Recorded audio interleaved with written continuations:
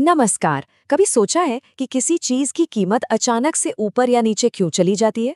इसके पीछे ना एक बड़ी दिलचस्प साइंस काम करती है, जिसे मांग का सिद्धांत यानी थ्योरी ऑफ डिमांड कहते हैं। तो आज हम इसी पहेली को सुलझाने वाले हैं कि आखिर ये बाजार चलता कैसे है। हम सब देखते हैं ना कि कभी किसी चीज की एकदम से धूम मच जाती है, तो कभी उसे कोई पूछता तक नहीं। आखिर ऐसा होता क्यों है? चलिए आज इसी क्यों का जवाब ढूंढते हैं। तो आज हम क्या क्या देखने वाले हैं? सबसे पहले मांग वक्र को समझेंगे, फिर उस पर होने वाले मूवमेंट और शिफ्ट को जानेंगे। ये भी देखेंगे कि ये शिफ्ट आखिर होता क्यों है, और आखिर में इनकम के हिसाब से चीजों को कैसे बांटा जाता है। तो चलिए शुरू करते हैं और सबसे पहले बाजार के एक तरह के नक्शे को समझते हैं, जिसे अर्थशास्त्री मांग वक्र या डिमांड कर्व कहते हैं। देखो, इसका नियम ना बड़ा सीधा साधा है। जब टमाटर सस्ते होते हैं तो हम ज्यादा खरीदते हैं, और जैसे ही महंगे हो जाते हैं हम कम खरीदते हैं। बस इसी रिश्ते को जो लाइन दिखाती है उसे डिमांड कर्व कहते हैं, और ये हमेशा नीचे की तरफ झुकी होती है। अच्छा, तो अब बात करते हैं मांग वक्र पर संचलन या मूवमेंट की। इसे ऐसे समझिए कि एक रास्ता बना हुआ है और हम बस उसी रास्ते पर या तो आगे जा रहे हैं या पीछे। रास्ता अपनी जगह से हिल नहीं रहा।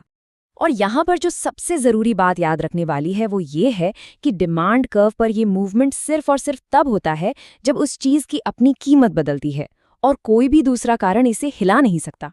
तो ये मूवमेंट दो तरह का होता है। जब कीमत घटने से मांग बढ़ती है तो इसे कहते हैं मांग का विस्तार, और हम कर्व पर नीचे की ओर जाते हैं। और जब कीमत बढ़ने से मांग घट जाती है तो इसे कहते हैं मांग का संकुचन, और हम कर्व पर ऊपर की ओर जाते हैं। तो अभी तक तो हम एक ही रास्ते पर चल रहे थे, है ना? लेकिन अब कहानी में एक ट्विस्ट है। अब बात करते हैं वक्र के खिसकाव की। यहाँ रास्ते पर चलने की बात नहीं हो रही, बल्कि पूरा का पूरा रास्ता ही अपनी जगह बदल रहा है। और ये खिसकाव या शिफ्ट कीमत की वजह से नहीं होता, ये होता है दूसरे कारणों से, जैसे कि लोगों की इनकम बदल गई या कोई चीज़ फैशन में आ गई। मज़ेदार बात यह है कि कीमत भले ही वही रहे, लेकिन मांग का पूरा कर्व ही खिसक जाता है। तो जब मांग बढ़ती है, मतलब लोग उसी दाम पर पहले से ज़्यादा खरीदने को तैयार है, तो पूरा का पूरा कर्व दाईं ओर यानी राइट साइड में शिफ्ट हो जाता है। और जब मांग घटती है तो लोग उसी दाम पर पहले से कम खरीदते हैं, और कर्व बाईं ओर यानी लेफ्ट साइड में खिसक जाता है। तो चलिए एक बार फटाफट दोनों के बीच का फर्क समझ लेते हैं। संचलन या मूवमेंट का कारण है कीमत में बदलाव, और इसका नतीजा होता है मांगी गई मात्रा में बदलाव। वहीं खिसकाव या शिफ्ट का कारण है दूसरे कारक, और नतीजा होता है पूरी मांग में ही बदलाव। तो ये सवाल तो मन में आएगा ही कि आखिर ये दूसरे कारण है क्या? ऐसी क्या चीज है जो मांग के पूरे रास्ते को ही हिला देती है? चलिए पता लगाते हैं। अरे, इसकी लिस्ट तो काफी लंबी है। मांग में बदलाव के पीछे कई वजह हो सकती हैं, जैसे हमारी इनकम, हमसे जुड़ी दूसरी चीजों की कीमतें, हमारा बदलता टेस्ट या फैशन, देश की आबादी, और हाँ, सरकार की नीतियां भी इस पर असर डालती हैं। संबंधित वस्तुओं में पहला टाइप है स्थानापन्न वस्तुएं, मतलब एक के बदले दूसरी। सबसे बढ़िया उदाहरण चाय और कॉफी। सोचिए, अगर कॉफी अचानक बहुत महंगी हो जाए तो क्या होगा? लोग चाय ज्यादा पीने लगेंगे, यानी कॉफी की कीमत बढ़ने से चाय की मांग बढ़ गई, और चाय का डिमांड कर्व दाईं ओर खिसक गया। अब आते हैं इनकी जुड़वां भाई पर, पूरक वस्तुएं।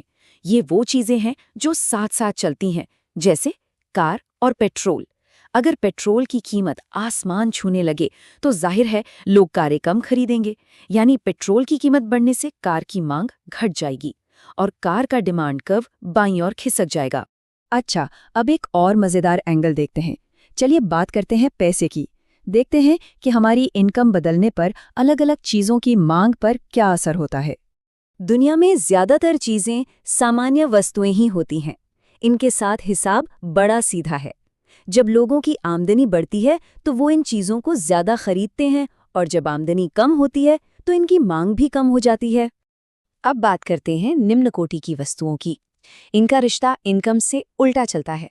जब हमारी इनकम बढ़ती है तो हम इन्हें छोड़कर बेहतर क्वालिटी की चीजें खरीदने लगते हैं। नतीजा, इनकी मांग कम हो जाती है। अभी तक हमने जो भी नियम समझे सब ठीक है, पर अर्थशास्त्र में ना हमेशा एक अपवाद होता है, एक ऐसा केस जो सारे नियम तोड़ देता है। मिलिए गिफिन वस्तुओं से। ये वो बागी हैं जो मांग के नियम को ही नहीं मानते। सोचिए, एक खास तरह का मोटा अनाज है। अगर वो महंगा हो जाए तो गरीब लोग बाकी महंगी चीजें खाना छोड़कर पेट भरने के लिए उससे ही और ज्यादा खरीदने लगते हैं। मतलब कीमत भी बढ़ी और मांग भी बढ़ गई। ये तो सीधे सीधे मांग के नियम का उल्टा हो गया। आमतौर पर डिमांड कर्व नीचे गिरता है ना? लेकिन गिफिन वस्तु का कर्व वो ऊपर चढ़ता है। यही बात इसे अर्थशास्त्र की दुनिया में एक अनोखी और सच्ची पहेली बनाती है। तो चलिए एक बार सब कुछ फटाफट समेट लेते हैं। याद रखिए, विस्तार या संकुचन यानी मूवमेंट होता है कीमत बदलने से, और हम एक ही कर्व पर ऊपर नीचे होते हैं। जबकि वृद्धि या कमी यानी शिफ्ट होता है दूसरे कारणों से, और इसमें पूरा का पूरा कर्व ही अपनी जगह बदल लेता है।